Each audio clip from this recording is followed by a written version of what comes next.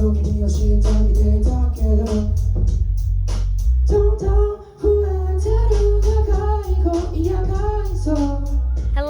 Teens Media Network. I'm here with VivaOla. Hello.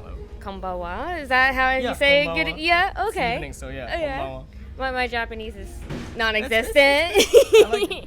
But yeah, so you just had your show. Tell us a little bit about yourself. Tell us, the context of why you're here and, where you come from. Got it. Thank you. Hi, everyone. My name is VivaOla. I sing pop, R&B, that sort of genre. I'm from Tokyo. Yeah. Yeah. Basically so that.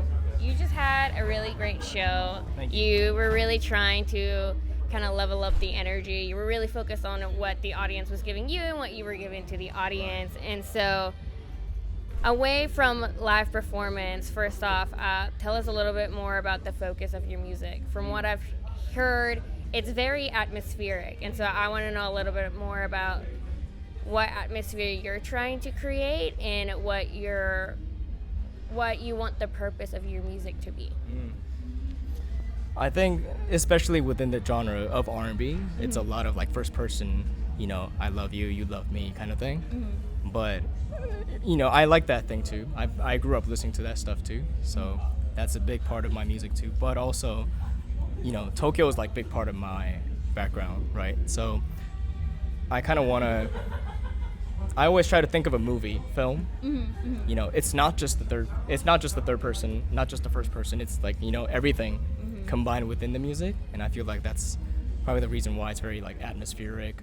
I don't try to just narrow it down to I. It's sometimes it might be you, but without saying you kind of thing. So that'd be second person. Sometimes it's like bird's eye. Would you say that? Like bird's eye view, like kind of from looking everything from above, seeing the situation objectively kind of thing. So I feel like that's my focus in my music. That's your focus Yeah. in your music. And so tell us a little bit more, I guess, talk a little bit about R&B influences. So are we talking a little bit westernized? You're talking about bringing Tokyo in. How do you kind of channel that sort of multicultural, how do you go about that from the production standpoint to the lyrical standpoint? What does it mean to have that voice of Tokyo or just Japan? And how does that still relate to those other influences that are outside, even the city, the country? And so I mean, mostly when I was like teenager, I grew up listening to like 2000 R&Bs. So, basically Chris Brown, like all the Babyface work. Just people that, people would know these things in America kind of thing, right? But I was in Japan, so I was kind of like different. But I think things really started changing when I started listening to trap soul. So Bryson Tiller's work, that was like 2016, I think. And it had a big influence on me because it was, I feel like he told his story from a different perspective. He's from Kentucky, like I feel like that would have like huge influence on his stories too. And his stories of first person was very different than of Chris Brown or, I don't know if that's a positive word, but like industry plant kind of thing, like, very high production, good storytelling, whereas Bryson Tiller was more like journal, it was very intrapersonal, like inside kind of thing. And my parents are both Korean, so I grew up listening to Korean music as well, and ended up kind of listening to Korean R&B as well at the time. So that'd be like Dean, Crush, and they were kind of doing the same thing. I'm pretty sure they grew up listening to their R&B, like probably 90s, I'm assuming, 90s, 2000. And they told the story of Seoul, right? The city, like, of Korea. And that's very different than the United States, or maybe like UK. So I feel like I'm just trying to do the same thing, but in Tokyo context, where I grew up in, and I have a bunch of friends, homies, like my family there. So yeah. And so I want to touch a little bit more upon that, getting that outside perspective going into America. You touched a little bit upon before this interview your thoughts of what America kind of presents itself at. Would you mind sharing a little bit more about that? And, you know, how important is it to have those experiences outside of your own? I think it was, yeah, I mean, the first time I went to the United States was like 2017, 18. Mm-hmm. So that's when I was like 21, 20-ish. So I think it was kind of shocking to me, cultural differences, because even today I was kind of thinking about that, like where if I was performing in Tokyo, the show can kind of be just me on the stage, just kind of being comfortable with myself, and then people kind of watching it, not spectating it, but, you know, kind of just watching it from outside. Whereas I feel like, you know, when I was performing today, right, I'd be saying something, and then, you know, just a bunch of people can say random things, and I can react to that.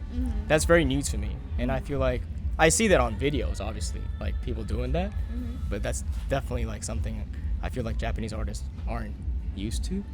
It's a different experience, right? So I think that was kind of huge, like that people here are more, maybe it's Austin, but from my experience in Boston as well, people are more like freely expressing themselves, like they're not hesitant about, you know, giving their opinions, you know, because it's the right thing in this context.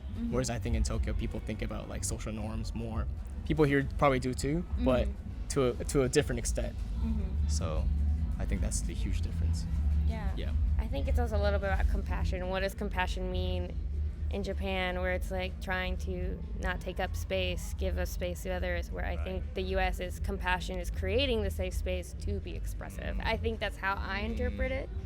But I think, you know, the stories that you're telling, the atmosphere that you're creating, it's truly something that is kind of like showing or blossoming the person, or even just the characteristic of what Tokyo has to give. And so I think, you know, just by that alone, your music is not just worthy of hearing, but I think impactful.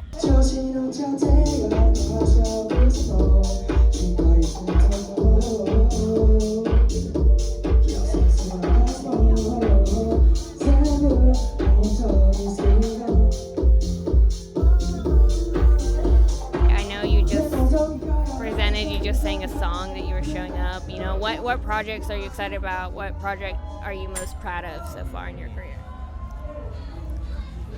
So last time I was here in Austin, I put out an album, or I finished making an album, and the year after, so 2024, I put out an album called Apoi Vivant. That's in French.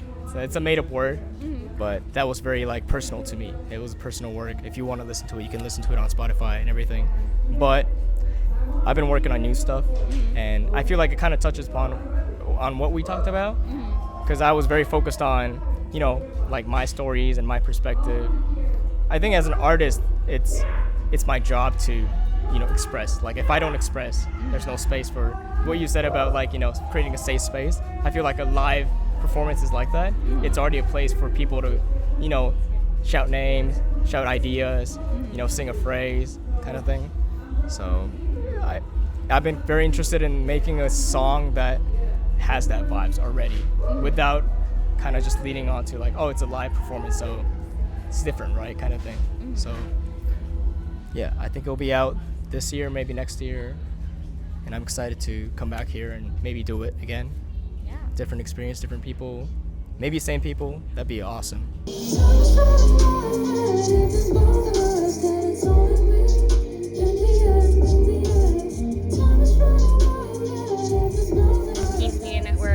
Obviously trying to give more perspective to prospective contributors, young folks, just them trying to find their voice, and as someone who is trying to speak and amplify the voices of those around you, talk a little bit more about how that came to be, how you started, you know, your past, your present, where you think your future is going to be, and just kind of your experience about it all. How'd you struggle in the beginning? Did you struggle, and how did you kind of face with it and overcome to that feeling to where you are now in your career?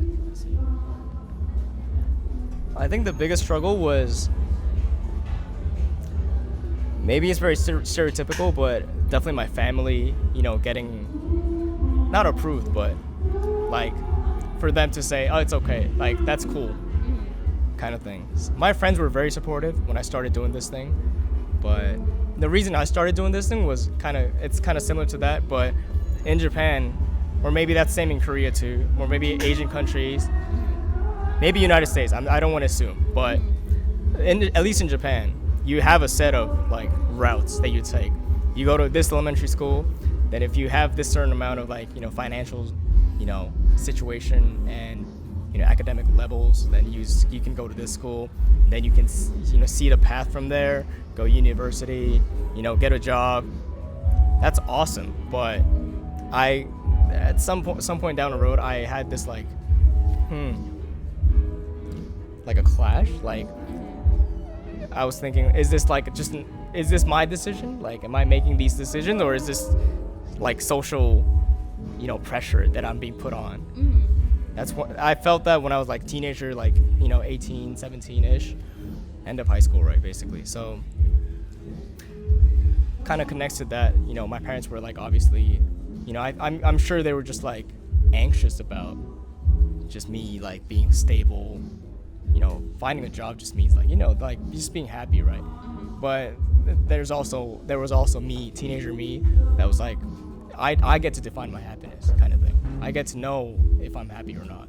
And I was definitely not happy at that moment back then, so I feel like music was kind of like my getaway in a sense. And now it's my job, profession. Your career, your way. And hopefully like I got inspired by other people, right? And that's why I'm obviously doing music. I could have been doing like maybe, art as a, drawing thing. Like I could have been a poet, I don't know, could have been content creator. I guess music is content creator nowadays, but I was definitely more inspired with the music side, so that's why I started doing that. Were there any Japanese role models that you feel like you could attach yourself to and say that artistic career was possible, despite the stigma or despite the hesitation by those around you? There's one artist that I always look up to, is One Ok Rock. They're like Japanese rock band. They're pretty famous, I think, outside of Japan, because they kind of like go out, tour and stuff. I think they just finished touring. They did like a huge stadium tour at like Kia Forum, all that. But I was listening to them, obviously as a hobby, like I just love their music. But they started out, I think it was the vocalist started as an idol, Japanese idol, right? And he kind of quit because of some incident that was happening, or he had to quit, I think. And he started doing a rock band, and I think people are opposed to Japanese artists going outside of the United States for no reason, kind of thing. Like, because it's very different, like being able to like top chart #1 in Japan and top chart in the States is very different. Like, I don't want to like pick names, but like Ed Sheeran might be charting 1 outside of Japan, but he's definitely not charting at #1 in Japan. Like, that's different markets, different market demands. But I think Japan is like one of the many countries that's just separate market kind of thing, right? And I know Japan's like huge as a market, like business wise. So I think One Ok Rock, the band, was trying to like push that boundary, like have Japanese audience go outside of like Japan, like as interest wise, and also like have American audience or the Western audience listen to Japanese music as well, right? And obviously that's happening more nowadays with different artists. Like you'll also be like J-pop, Vondi. So they're very inspirational for me. Like they set a goal, they did their own thing, and it definitely had an impact on the younger generation, including myself. So One Ok Rock, very cool. Regarding going back to the question of that conversation with your parents, Right. so how was that conversation? I mean, because it happened something similar to me, right, when I was a teenager as well. Right. So how do you come with that? Where was that conversation that your parents, they become supportive at some point, Or I guess the typical, should you not want to share too much, but Oh no. I'm very. I feel safe sharing this because me and my parents are fine now. okay. Like they're very supportive.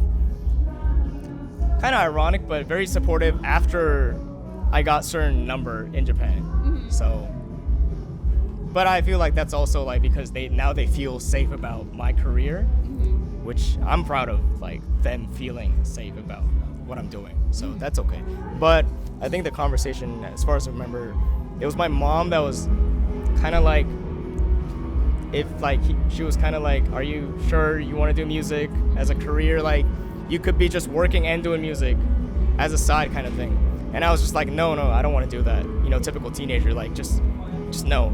Like, and my dad was just kind of like, he was kind of observing the whole situation.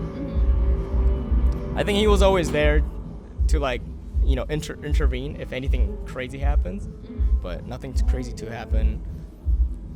I think everything got really good after I left my, you know, old house. I started living on my own. And that's when I like started seeing the actual struggles. Obviously, financially, I have to like make my own money to eat, and just get, you know, even like getting t-shirt costs money. Anything costs money. Have to pay taxes, all that. You know, now you get to vote alone. You have your own choices. So I feel like that was good because I see that I think at that point I started seeing what my parents were really trying to say.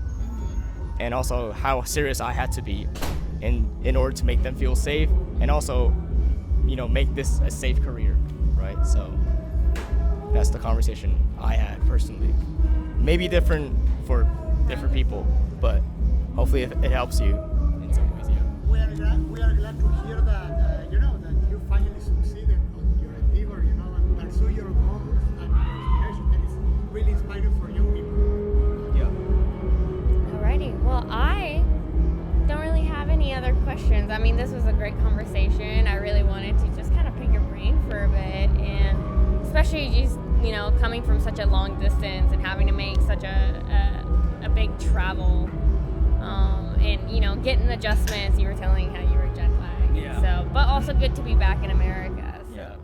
But no, thank you so much. Thank you so much. Thank you so much. Thank you so much.